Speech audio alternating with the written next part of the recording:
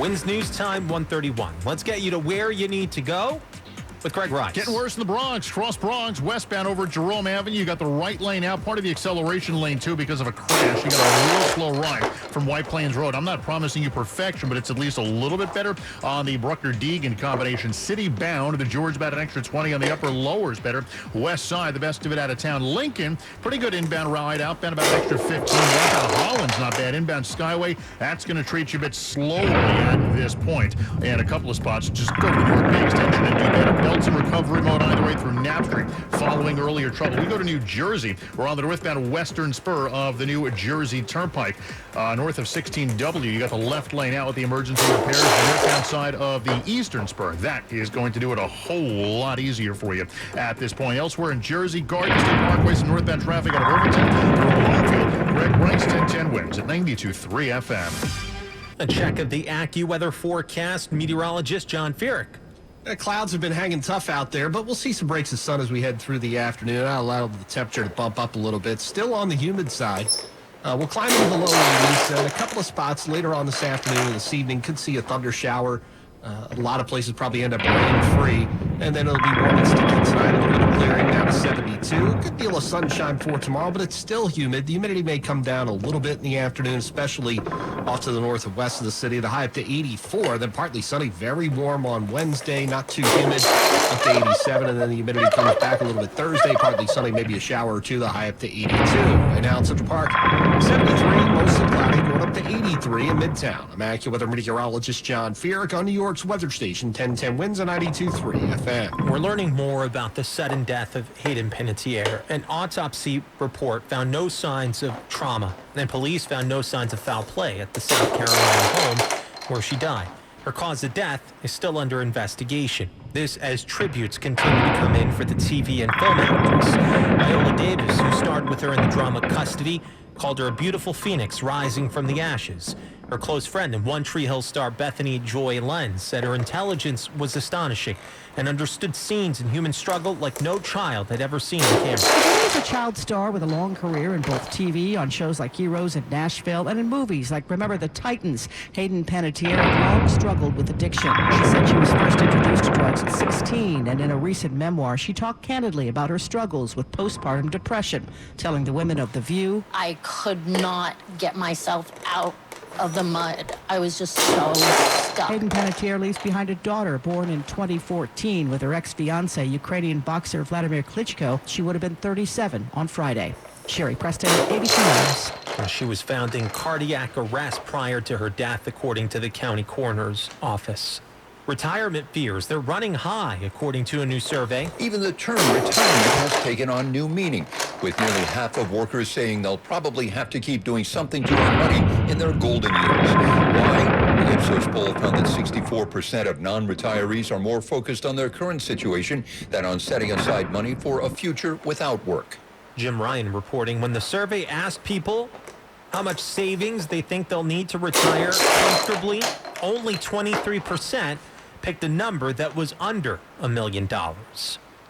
A year from now, the curtain will rise on a new Broadway musical that's centered on the movie 10 Things I Hate About You. We'll have the story in 1010 Wins Entertainment. From the cobblestone streets of Tribeca to the Dominican culture of Washington Heights, we're New York's all-news station. The News Watch never stops. This is 1010 Wins on 92.3 FM. You give us 22 minutes, we'll give you the world. Good afternoon, 73 degrees, cloudy at 140. I'm Kevin Brincone. Here is what's happening. Two men robbed at gunpoint inside their home in the Bronx this morning. They was there for like a couple minutes, took my stuff, took my money, took my jackets, my jewelry. The suspects, they got away. Amtrak reopening its East River Tunnel after a year of repairs, which will hopefully offer a little relief for commuters who have to go through Penn Station. Nick Ryan charged with killing his parents, Rob and Michelle. He wants to tap into his trust fund to pay for his legal defense. A judge will decide whether or not to let him. White House Chief of Staff Susie Wiles may have been hacked. The British Prime Minister got some text messages from someone pretending to be her. Apparently, doubt crept in pretty quick. And while the Mets have been bottom dwellers as of late, Citi Field is on top, ranked number 1 when it comes to best stadium eats. Lots of clouds around. We're expecting a few breaks for sunshine and a high of 83 this afternoon.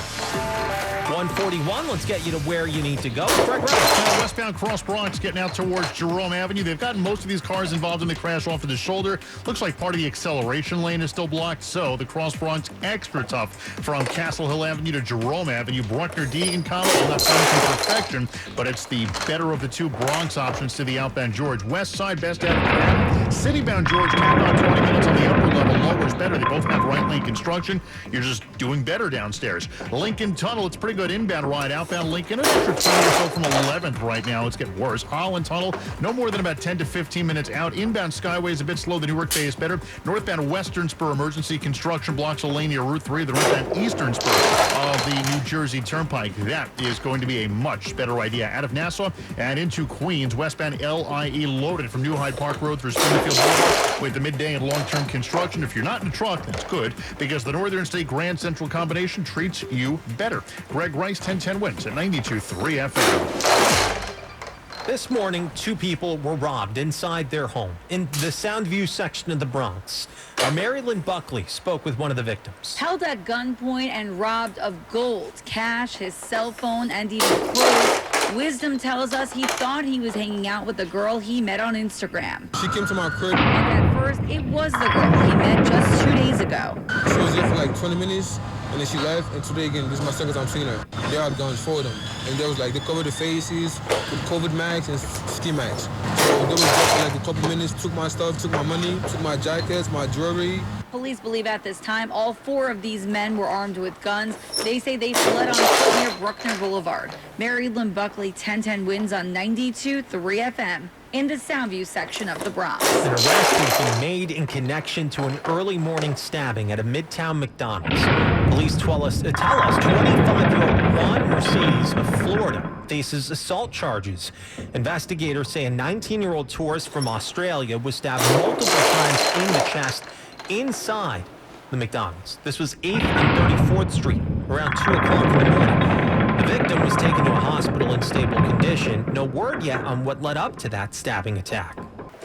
Some relief on the way for Penn Station commuters. Amtrak announcing the reopening of an East River tunnel, which has been closed for over a year for repairs. There was a lot that went into getting this East River tunnel back to full strength, says Amtrak interim president Bill Herman. New track, drainage, power, communications, state-of-the-art life and safety systems and other key infrastructure. Officials say it required a full shutdown. That meant a reduction in LIRR service and several commuter headaches along the way. MTA President Daniel Lieber says with another tunnel about to shut down for repairs, he's going to continue holding Amtrak accountable. Amtrak owns the infrastructure, but we are the ones who have like 90+% of the customers, and we're going to fight for our customers. The closure for the next project begins in the fall.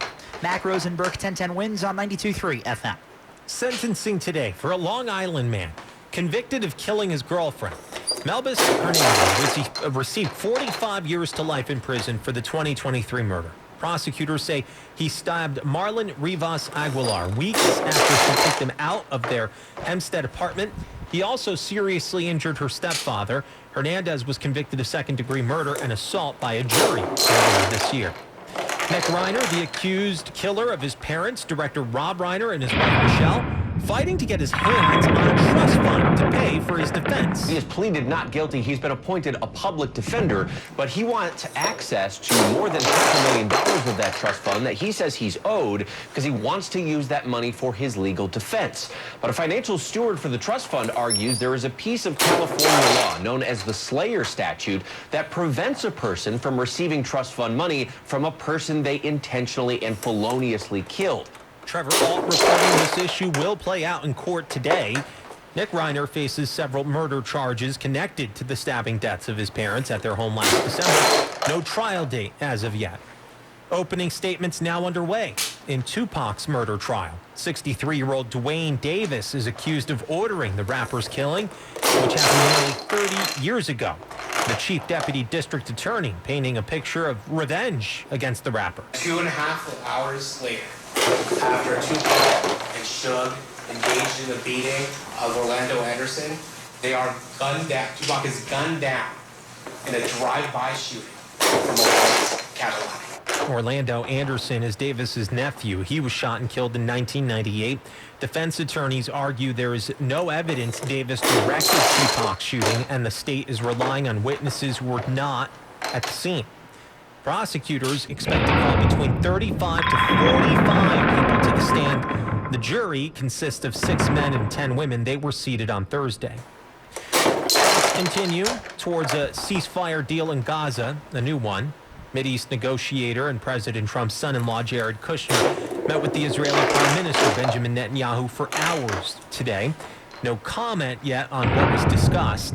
This days after Netanyahu rejected a 15-point U.S.-backed plan to move the agreement forward. Kushner met yesterday in Egypt with Hamas leadership that is willing to disarm. Hamas says it has accepted the U.S. plan, calls for disarmament and a gradual Israeli withdrawal from Gaza. Israel has said Hamas must fully disarm before any withdrawal. Israeli troops occupy about 60% of the Gaza Strip.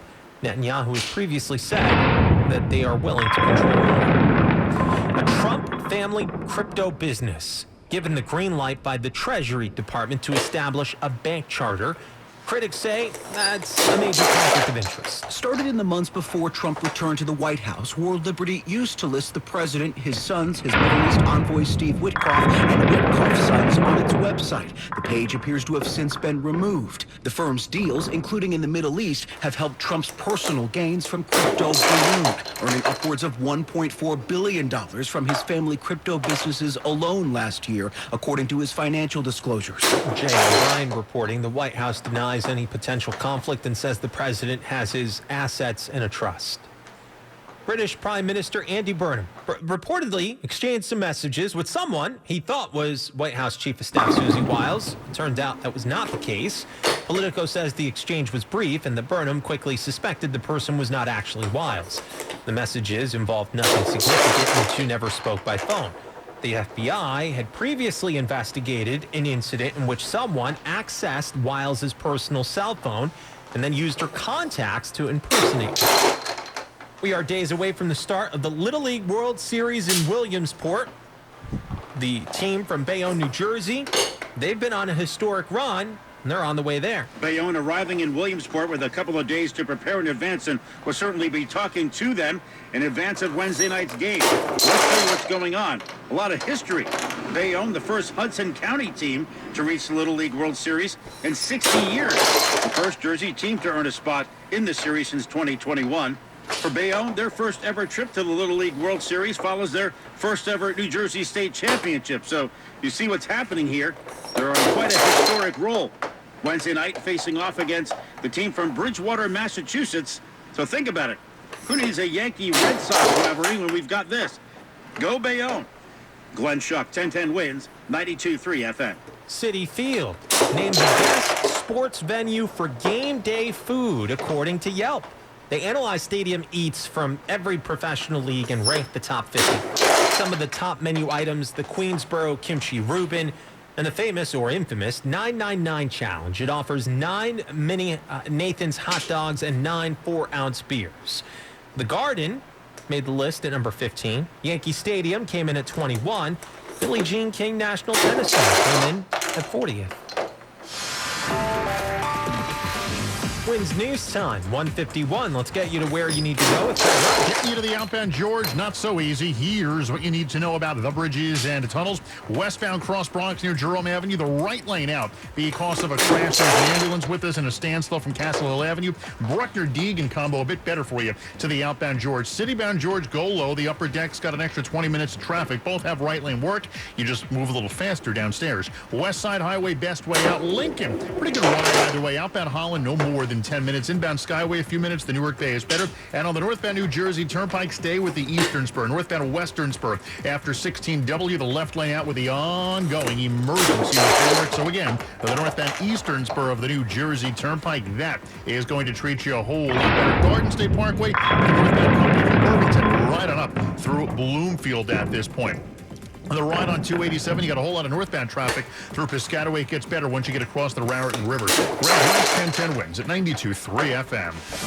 A check of the AccuWeather forecast with meteorologist John Fearon. We're going to have clouds breaking for a little bit of sun for the remainder of the afternoon. Definitely on the humid side. So with that humidity, we are going to see a pop-up thunder shower or two, especially late this afternoon, first part of the evening. So there's going to be a brief downpour out there. We'll top out in the low 80s, and then it stays warm and humid tonight at 72. Tomorrow, plenty of sunshine. Still humid, up to 84. Humidity may drop a little bit tomorrow afternoon, though. And then not quite as humid on Wednesday, partly sunny, still very warm, up to 87.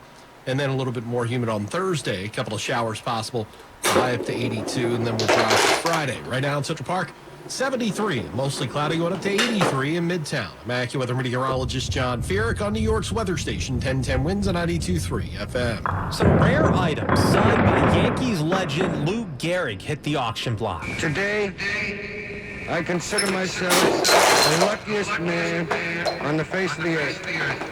An original contract from 1933 that got $90,000 plus. A signed ball from the late 1930s got about 92 grand. Other memorabilia from the Leland's auction included Hope Solo's 2015 Women's World Cup Championship ring. They got 48 grand. And items from the personal collection of Boxing Hall of Famer Marvin Hagler. They brought in more than $370,000.